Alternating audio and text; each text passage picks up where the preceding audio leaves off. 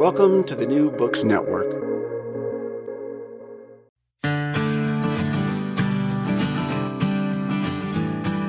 Hello and welcome to Madison's Notes, the official podcast of Princeton University's James Madison Program in American Ideals and Institutions. I'm your host, Annika Nordquist. Today, we're here to discuss practical lessons on leadership and statesmanship from great thinkers and leaders from history. Here to discuss is Johnny A. Burtka IV, the president and CEO of the Intercollegiate Studies Institute. ISI is a nonprofit organization founded in 1953 by William F. Buckley that introduces students to the American tradition of liberty and to a vibrant community of students and scholars. I myself participated in and really benefited from ISI's programming when I myself was an undergraduate, so it's especially fun for me to be able to chat with Johnny today. He has recently released an edited volume, Gateway to Statesmanship, Selections from Xenophon to Churchill, which contains selection from a really wide variety of thinkers all through the ancient, medieval, Renaissance, and modern periods, men and women from a variety of different traditions, all meant to spark discussion about the nature of statesmanship. So, with no further ado, I really hope that you enjoy this discussion. Johnny, welcome to the show. I'm so excited to have you on. I'm excited to be here. So to kick us off, you've this book, in the introduction, you say it's in the Mirrors for Princes tradition. And I think kind of the first thing as an American that occurs to someone is, wait a minute, there's no one in America who's a prince, not one person. And so kind of given that, I mean, it seems like the idea of what a statesman entails has changed so much over the past 2,000-3,000 years. And you've got this book that spans all of it and then says, for something today, in a country where we don't have princes, the Mirrors for Princes tradition is relevant. So why is that the case? Why do you think that there's kind of this constant thread? Yeah, that's a great question to start off, Annika. And I would say, I think each of us are princes in our respective domain. But, to unpack that a little bit more, one of my key arguments is that the fundamental ingredients of statesmanship have not changed over time, in part because human nature is fixed. And regardless of the regime type, I think people are generally looking for the same qualities in their political leaders. So part of the reason that I was drawn to the Mirrors for Princes tradition is because in our own contemporary American context, if we look around right now, a lot of people are complaining constantly about the political leadership we have in Washington, D.C., but very few people are actually articulating the qualities that we want to see in political leaders today. And I think it's interesting that America has so many, dozens upon dozens of self-help books for entrepreneurs, right? Helping them to be, found a unicorn company, but nothing comparable for statesmen. And really the Mirrors for Princes was a very practical tradition that offered moral, and theoretical and, management advice for political leaders. And it existed in literally every civilization known to mankind. In our own country doesn't have that tradition. And so this is an attempt to both recover it, but also revive it within the context of our own, Constitution and American framework. Yeah, and I really like that. You used the word embattled at the beginning of your introduction, and it's kind of funny because people are very quick to be like, we have the world's worst politicians, our politicians are terrible, but there's not a lot of discussion of, is it because we're not actually giving them the tools to be good politicians? Is there kind of a step back that you can take beyond the very last where you're like, I would prefer if they didn't embezzle money, I would prefer if they didn't do this and that, but is there something kind of more primal that we can be working on? So the practicality, I think what you talk about is very key, but it's also kind of interesting because some of the thinkers in your book are not people that we associate necessarily with being super practical. I think Aristotle and Aquinas, it's interesting because obviously, as you know, in the ancient world, Aristotle had more of a reputation of being practical, but today it's philosophy. It's not kind of considered in that camp. And Aquinas, It is a slog. It's not something that I'm taking home and I'm saying, oh, he gave me 5 easy tips to make me a better student or a better leader. And I'll add, even within Aristotle, you went with the ethics. You didn't go with the politics. You went with the headiest possible thing. And so kind of given that, what do you think, looking at some of those thinkers who are more like that, we can take out of it to view them as kind of more practically minded thinkers? Mm-hmm. Yeah, so I think so the advice in the tradition kind of, operates in two ways. In one side, there's the more practical, do this, don't do that. Here's how you pick personnel. Here's what a good education looks like, things of that nature. But on the other side, what the more theoretical aspects of the tradition are focused on painting an idea, a portrait of an ideal leader, or the qualities that an ideal leader would have, that a leader could hold up to themselves like a mirror to examine their own conduct and character.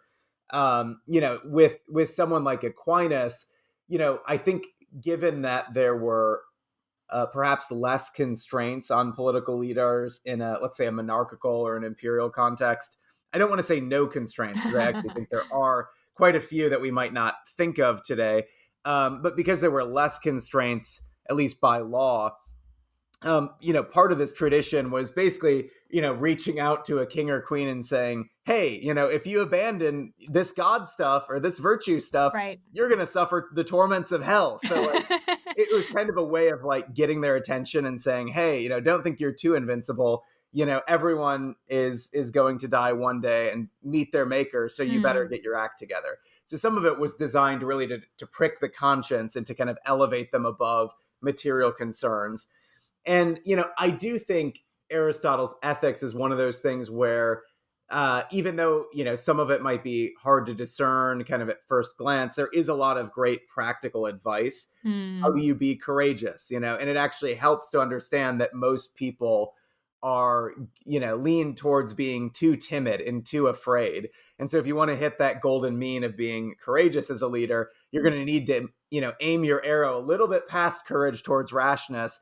And you'll probably, compensate and land right where you need to. Similarly, with temperance, most human beings are inclined to eat and drink too much. Right. So if you aim on the side of, having a little less than you think is appropriate, you'll probably hit the mean. So I think there are aspects that are more practical, even if, you don't see them at face value. When you talk about that everywhere in the world has had this tradition, one of the things I really appreciate about your book is that you did find some of the texts that aren't necessarily obvious. And so I'm wondering, from kind of the Eastern traditions, you have a text from India, a text from China, the ancient Western tradition, and then the Jewish and Christian traditions, all of which people talk a lot about the differences between these, that there are actually really fundamental differences. About a lot of different topics and how to live the best life and all these issues. In your experience, looking through these texts, did you find that they were mostly similar, or that those differences manifested themselves? Well, I think it's one of those things that at first glance, the differences are very apparent. Right. I think you see in Han Fei in ancient China, in Kautilya, in India, and even in Xenophon, I think there is much more of a realist approach to politics. The advice in all of them is, it strikes me as being much more practical in nature than some of the advice you would get in Augustine or Thomas Aquinas. And also there's, I think, simply more of an emphasis on kind of the application of power. Yep. There's a willingness, or even in saying, that piety is an important aspect of ruling. But at the same time, there's a sense in which that's really more for public kind of perception than actual, holiness. Although I will say that someone like Xenophon and Kautilya place a really strong emphasis on the restraining your kind of moral, not indulging in what would be considered to be passions, whether it's, wine, women, etc. Because they think that any effective ruler needs to have those passions under control. But that's probably for different reasons than a Christian might have them under control. So in that sense, I think, I actually don't see Machiavelli as much of a rupture. Yeah. A rupture from the medieval Christian tradition, but going back to some of these ancient texts, they strike me as quite Machiavellian in a lot of their advice. But then I would say there's a few themes that are pretty consistent throughout. I mentioned restraint. Nearly everyone thinks, you cannot be a good leader, no matter what the tradition, if you don't have moral restraint. That's sort of the foundation. I think most effective leaders and great leaders throughout the tradition have a strong sense of realism, even though they're not, purely realist in their thinking. I think of someone like St. Thomas More, who I think really embodies kind of the virtues of a Christian realism. And then a few more areas. I think they all have a profound sense of transcendence and the common good. So in terms of transcendence, they are, ordering their regime towards more permanent realities than politics. They're pointing their society towards the good or towards God himself.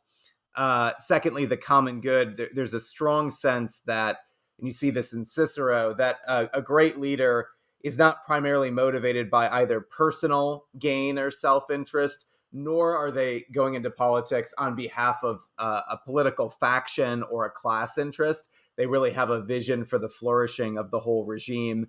And then lastly, I would say that beauty is a consistent theme. Like great leaders, they're often builders of beautiful things, and they understand the way that most people don't approach politics from reason first and foremost. Their imaginations are captured through beautiful things, whether that's a cathedral or a palace or a museum or a library or infrastructure connecting, roads, bridges, things like that. And it's through beauty that they're able to build a legacy that endures, long beyond their reign. And so I think a combination of those things are really present in all of these thinkers throughout the tradition. That's really kind of amazing, because that is the beauty piece specifically, one thing I have absolutely never heard discussed anywhere for advice from the modern era for politicians. Yeah, it's a shame that it's How could it be a constant and then just totally disappear? That's crazy. Yeah, that's a good question. I mean, part of it, part of the reason it probably was a constant is when you had, in many of these contexts, there was not a legislative branch that was separated from the executive branch. And so if a king or queen, has control of the purse, they're probably going to want to build monuments, so they can very easily say, all right, we're going to raise taxes by X amount, and we're going to start building beautiful things, in the capital and throughout the empires.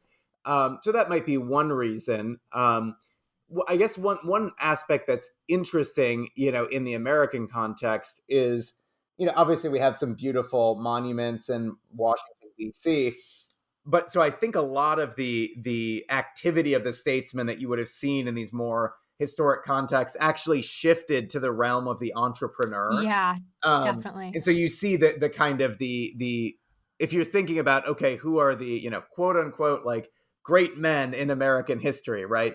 You think obviously of a few of our presidents, but I think history will largely look back and say, oh, you have John D. Rockefeller or Henry Ford, and you can kind of go down the list. And what was peculiar about the sort of self-made aristocratic class 100 years ago in America is they did have this strong sense of public spiritedness. And so every city, you'd go to Pittsburgh and they would want to build an opera and an art museum and a cathedral that would rival or maybe even top the one in New York or the one in Detroit or Chicago, because there was almost there was an aspect of honor and kind of trying to outcompete the other sort of elites in the public realm, the way that many old kind of kings or rulers would have done. And I don't know that. I mean, I'm trying to think if today, a political leader says, I have a vision to beautify America. I don't know. That would be an interesting sell to Congress. Yeah. I mean, and I think, I don't know. It doesn't seem to me that that's where very much, if any, billionaire philanthropy is directed towards these days either. But I think some of that's also just things have moved online. It's considered bigger or more impressive sometimes to do something that's not physical. I'm sort of curious. One, the Machiavellian strand in the non-Western selections that you chose also really struck me. I mean, there's that amazing quote from Al-Farabi, the Muslim thinker, about how being a good politician is like being a good doctor. And who cares if they use their health to do good or bad? Your job is to heal. I was checking the chapter. I was like, is this the Machiavelli chapter? Did I flip to the wrong page?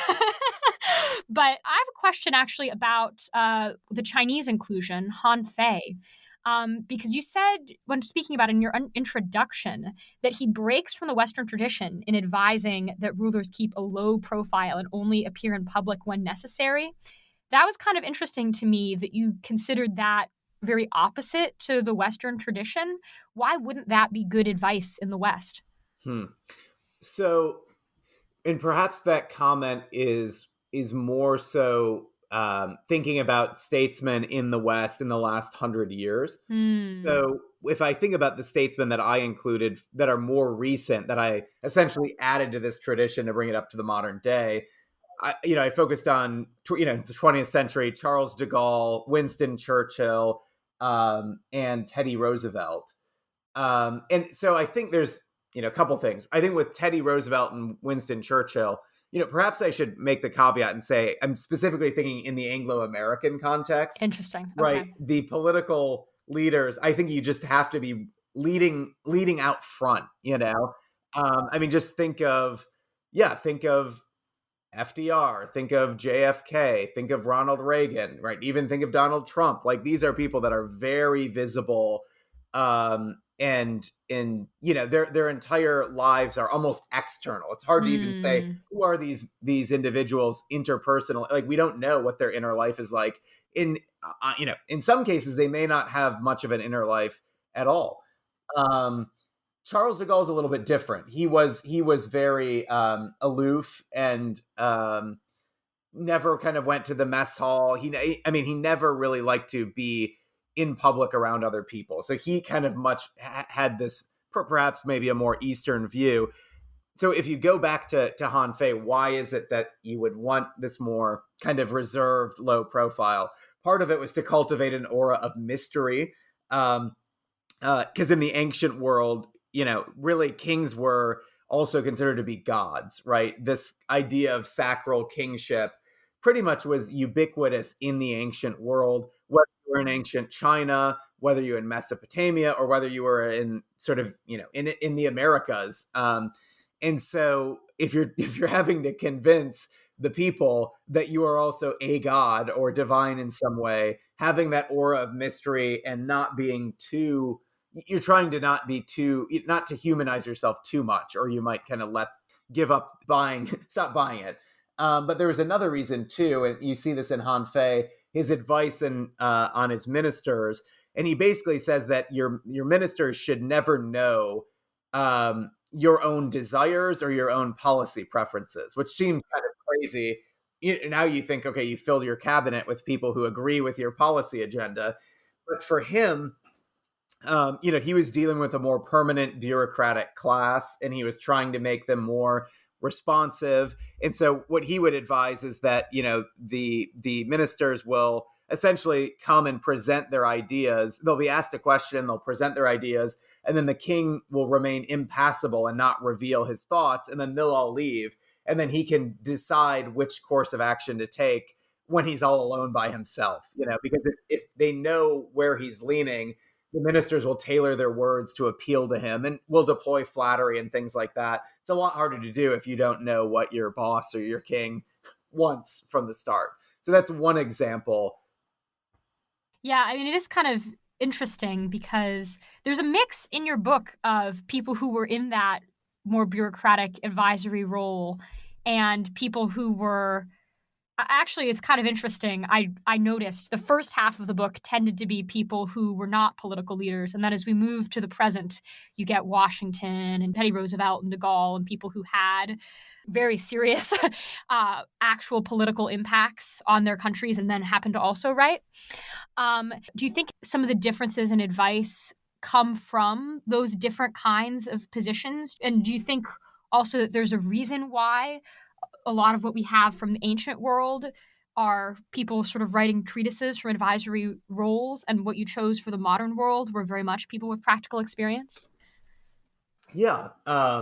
So in the ancient world, really the genre of the Mirrors for Princes served two functions, right? It was either for educators who wanted to get the job of being the tutor to the royal family. And so this was essentially a mix of, it was almost like they're putting their curriculum together and their vision of what they want to instill in the next generation of princes. So they were essentially auditioning to be a tutor, or they were auditioning to be a court minister, right? So that's pretty much the entire context for the tradition. As we move to the modern era, this is hard. This is a really good question. Sorry, I didn't mean to. It's a good question because, in one sense, we don't really have the one-on-one tutorial model of education anymore. I think that's to our shame, but we do have, sort of a sector of elite universities that are, in theory, supposed to be playing that role.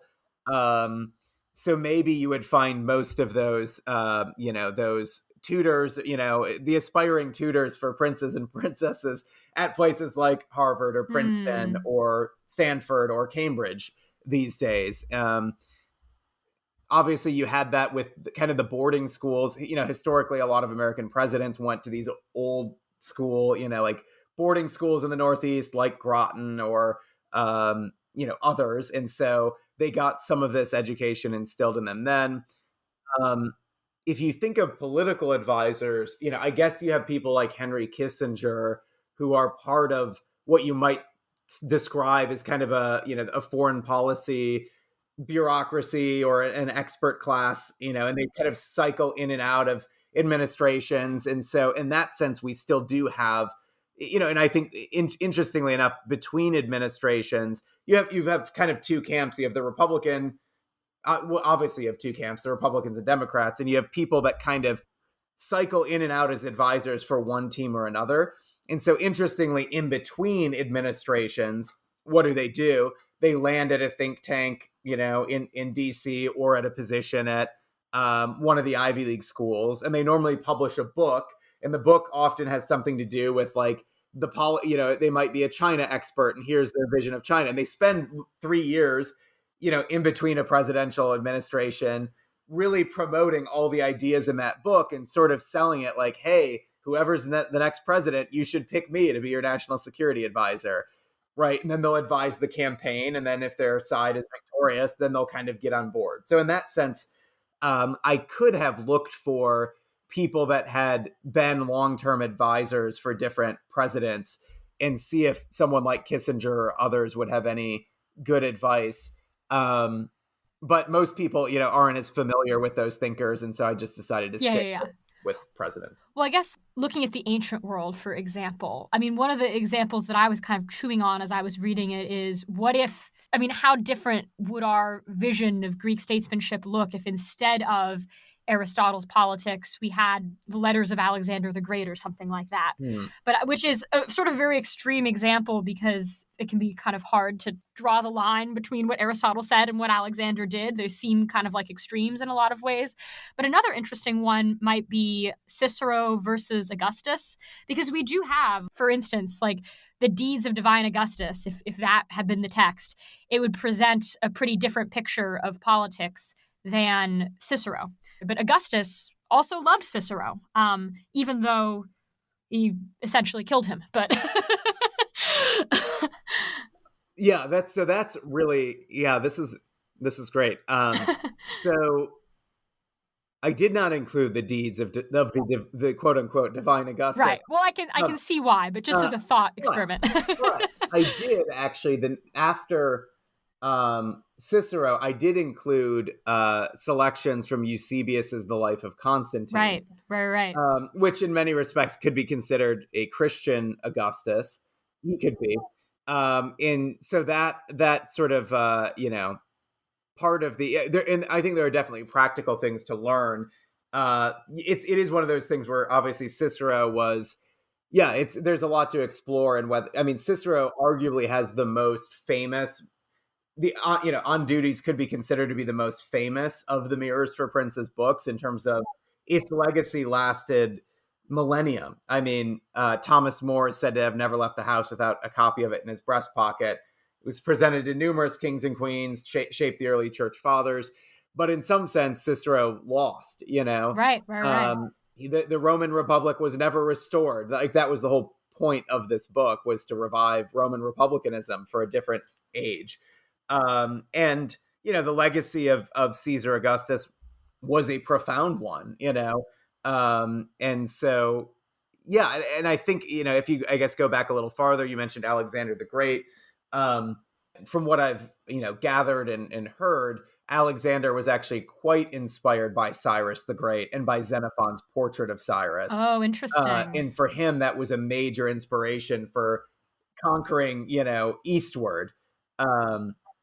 Interesting. Yeah, and that is another thing that I really liked about your book is you chose a lot of selections that cited the previous selections. So you do kind of get a sense of the thread being drawn through it, which was kind of a lovely experience. I was like, aha, I have the context. Well, I'm glad you picked up on that.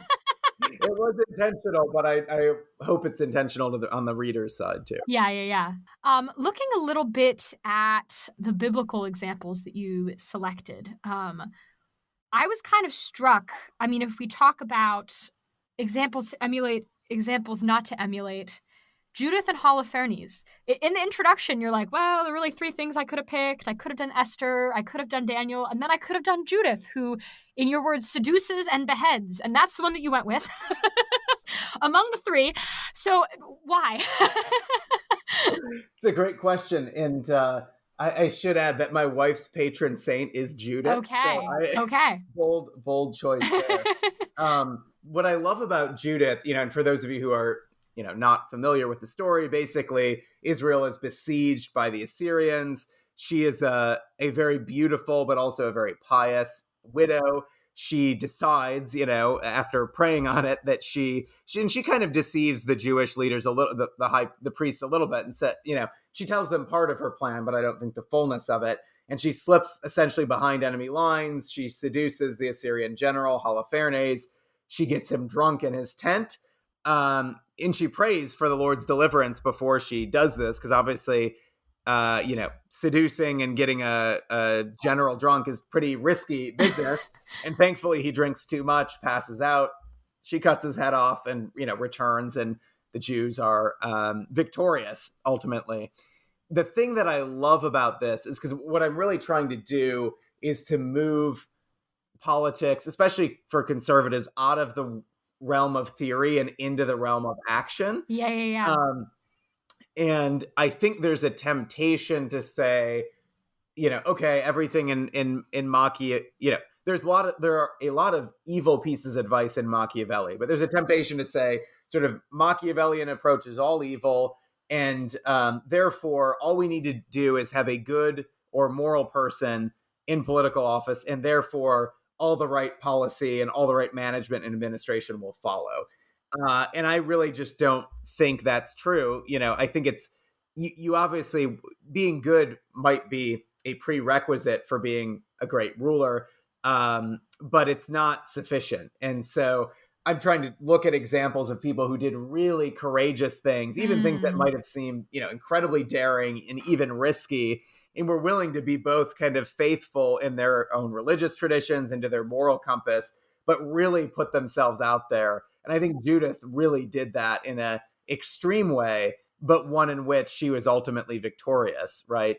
And there's a little bit of Machiavelli in Judith, if I can say so without getting in too much trouble, which is she's revered, right? At least in the Orthodox Church, I'm probably in the Catholic Church, as being a saint, right? And has had this whole book written about her because she was successful, right? If she had failed, right? If Holofernes had taken advantage of her and killed her, right? People would say, well, that's a tale of like that. She was just being really rash and she got herself killed. And who knows, maybe she's not even considered to be, she wouldn't be considered to be a saint for sure. And so Yeah, but because her means were proved right, because she was victorious, we look back at it positively. And so I just think, to me, it's, it's the same kind of, it's like Thomas More, in the sense of, she is someone who's, the in the arena, kind of really laying it all out there, and did something heroic that I think needs to be worth elevating. Yeah, I appreciate, I'm just going to play devil's advocate a little bit here, because you acknowledge pretty upfront, you say there's some examples in this book worthy of imitation, some that are evil. Why wouldn't it be dangerous to give students a book that says, okay, some of this is really good advice, some of this is evil, I'm not going to tell you which is which, have at it? That's a great question. Well, so I think the first thing is that if you're in any position of leadership, I mean, people are going to employ all of the tactics against you Machiavelli advises, or that Ahan Fei advises, or that any of these kind of, quote unquote bad people are advising. And so I think you're just going to go into it very naive if you're not aware of the methods and tactics that can be used against you. And I think it's the case, and I think this is sadly the case, because we're human beings and we're fallen and sinful.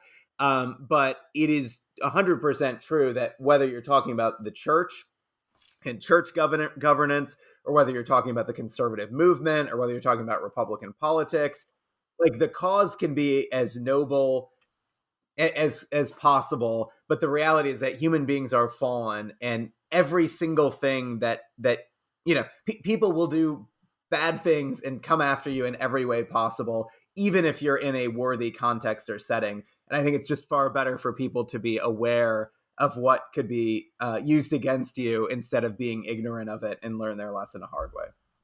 Yeah, and I think it begs, I guess I'll ask the question from the other side. Does being a good, faithful person make you a better leader? And it's funny that this comes up, because actually I had a very spirited debate about this with some of the postdocs at the Madison program a few weeks ago. It was sort of like Machiavelli on one side, Augustine on the other. And I mean, I'm not a PhD, so I was kind of doing my best, but I do not have that. I don't have the Augustine citations memorized. But I mean, I guess there's sort of a biblical perspective, which is, okay, Jesus says, it's easier for a camel to fit through the eye of a needle than for a rich man to go to heaven. You could argue that he's sort of promising this religion's not going to make you better at your job. It will probably make you worse. And then there's kind of the flip side, which is more, like a lot of the Western theologians like Aquinas and Augustine that you bring in. So where, I guess, draw out those debate lines for me? Does your book have a stance? So specifically on whether or not being good is a requirement, or equips you to be a better leader? Yeah. So in one sense, it's absolutely true. And in the sense of you cannot be, I think it's the case that you can't be a good leader or even a great leader, unless you're willing to make your own, personal interest.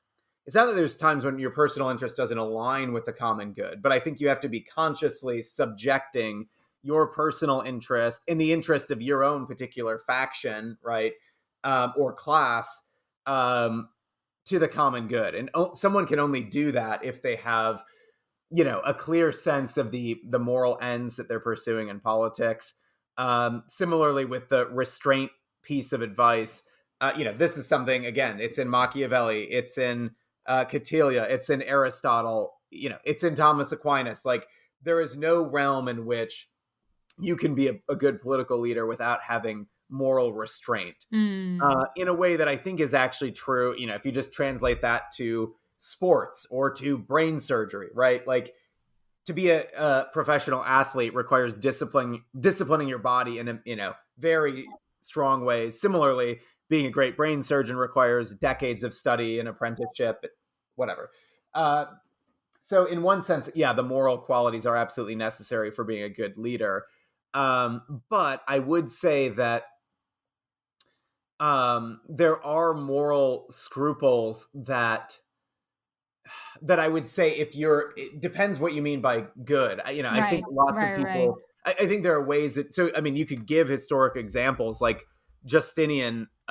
He was dealing with riots, in ancient Byzantium. And the rioters were kind of incited by one of the senatorial factions. They burned down the Hagia Sophia. They were coming for the palace.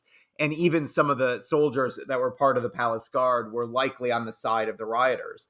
And so what do you do in a situation like that when the whole stability of the whole city and the empire is hanging in the balance? Justinian wanted to flee to the countryside or to leave the country for a period of time, go into exile, and then come back and reestablish control. His wife, Theodora, said, no, it's better to die than to give up the royal purple. Like, we need to fight.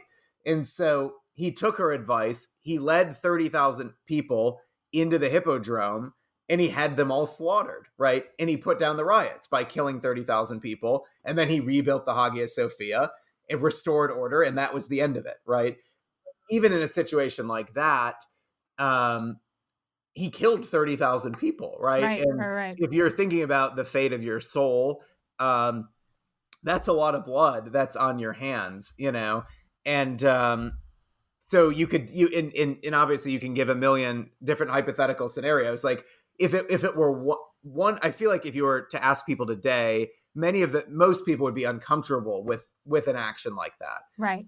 But if you were to say, okay, it's one guy and he's a terrorist and he has a bunch of bombs rigged up all over Washington, D.C., do you lure him onto the Washington, on the mall in Washington and take him out with a sniper? I think most people would say, well, of course, he's a terrorist and he has all these. So like there's a weird way in which the moral calculus changes. I think ultimately with just war theory, you want kind of whatever, if you're the state, right, the violent response needs to be in proportion to the threat. And so the proportionality, I think, is a big and part of that. So all I'm saying by we could do these kind of moral dilemmas all day long. I think many leaders are not super holy personally, right? Yeah. And I think it's because in these situations, they just act very decisively to do what needs to be done to kind of just preserve the regime or preserve the state. And then they kind of hope that on the back end that they can kind of work things out with God, right? Or that they have a bishop or whoever, someone who's sympathetic, and they can kind of like deal with some of the moral questions later. And so I think it's which makes it even hard. It's hard to be a ruler, and many of the great kind of political leaders, even American presidents, how many of them are in heaven? Obviously only God knows, but not many of them seem to really have like a serious devout holiness to them.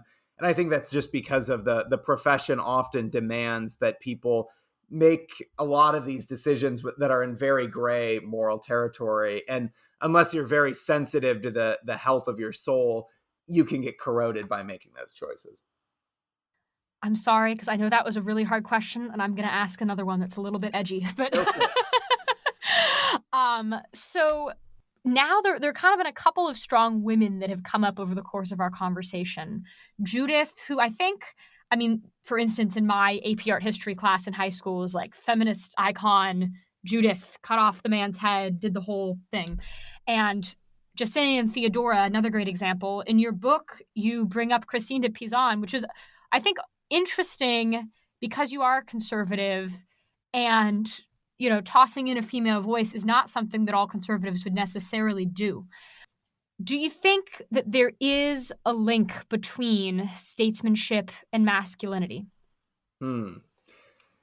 So in one sense, there's absolutely a link. And I think that's that's obvious in light of the fact that kind of most of I say most, not all, because I featured a number of female statesmen or advisors, but I think most of the great statesmen from the past, have, if you go back to kind of the education of Cyrus in ancient Persia, right, he has a very martial education. Yeah. Like, it is militaristic. And it's just something that most women, not all, but most women probably wouldn't have done it in the ancient world, right? And maybe in the modern world, they probably wouldn't prefer sort of a martial education where for 10 years, you're sleeping outside in the public square guarding monuments. And when you're not guarding the monuments, you're out with the king hunting for days on end, and you're basically starving and sleeping out in the elements, right? So I think historically, a lot of these leaders have been military conquerors in some way, shape, or form, which generally means that they're going to be men, right? And they're going to be explaining, sort of embodying, I think, those kind of the either traditional male virtues or just kind of the general idea of like the king as a father to his country, or Washington as the father of America. And so, yeah, so I think there's a way in which they embody kind of, hopefully, the ideal aspects of fatherhood. However, there's a couple interesting things when you think of women in political leadership. The one is that I find it quite interesting that despite America being founded on the idea of political equality, that we haven't had a female president in our history, yet the ancient world, which was far more hierarchic and far more patriarchal, had, far more female leaders than our own modern context based on equality. I don't actually know the answer to that puzzle, but that's something that kind of has struck me as interesting. Is that true? That's surprising, because I can't think of that many. I mean, the ancient history is so long, sure. And American history is so short in comparison.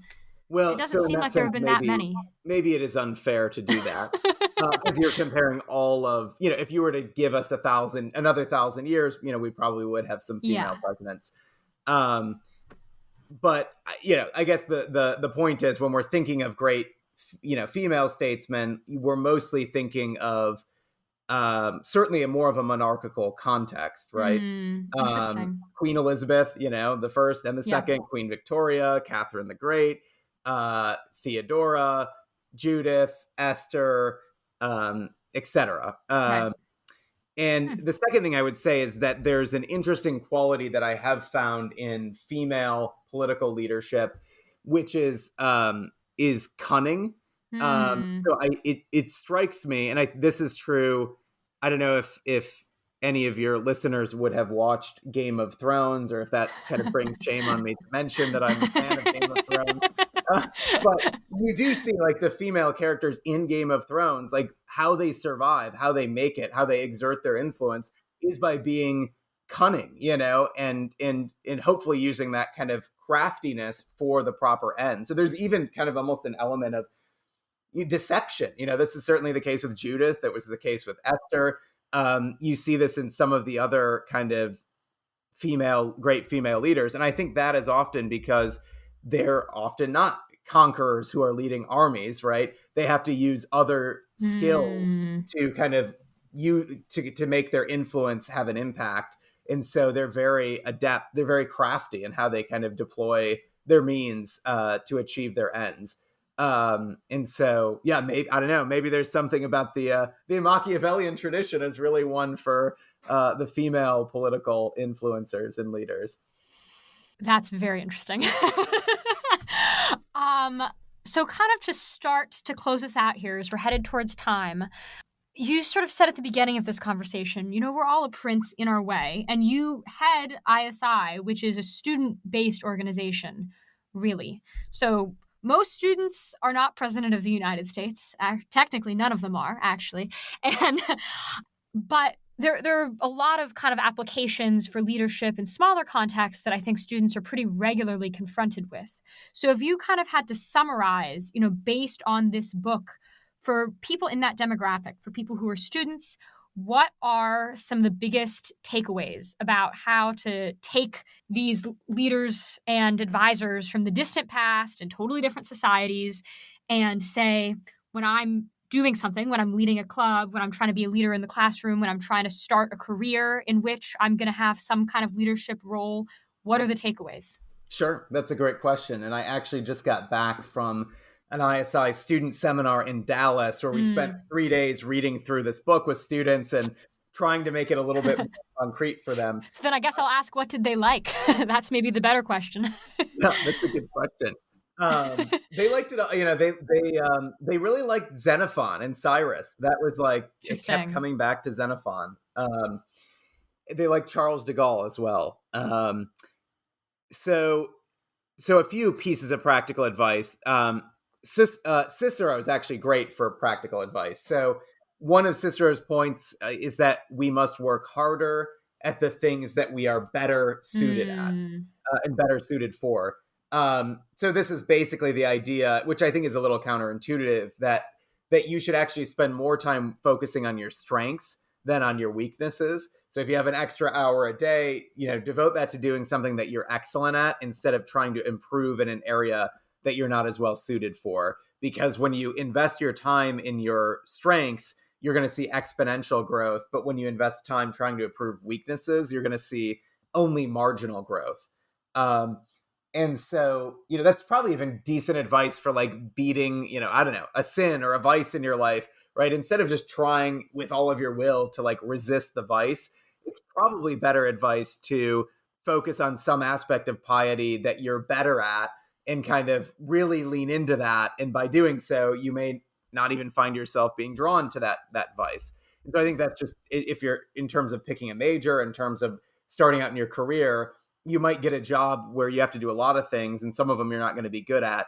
But I think the quicker that you can find your own niche, right, and delegate the things you're not good at to other people, the faster you're going to kind of rise at your institution.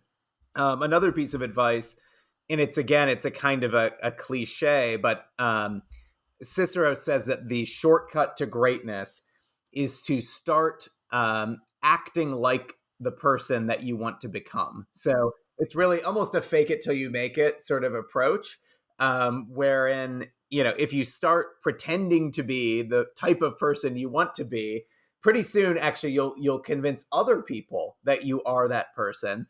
And then as the other people start to affirm and see that in yourself, you yourself will eventually be persuaded. So there's an element of self kind of trickery. Just start acting like the person you want to be. And then I think another one, again, right out of Cicero, is that you essentially rise to the level of those that you associate with. So if you want to become, seen as being famous and wise in public life, you should spend your time with people that are genuinely virtuous, right? And all of a sudden people will look at you from the outside and they will start to associate you with the people that you spend your time with. Most people, I think the world really, it works on relationships. Relationships are the capital that matters even more than money, right? Even more than your pedigree.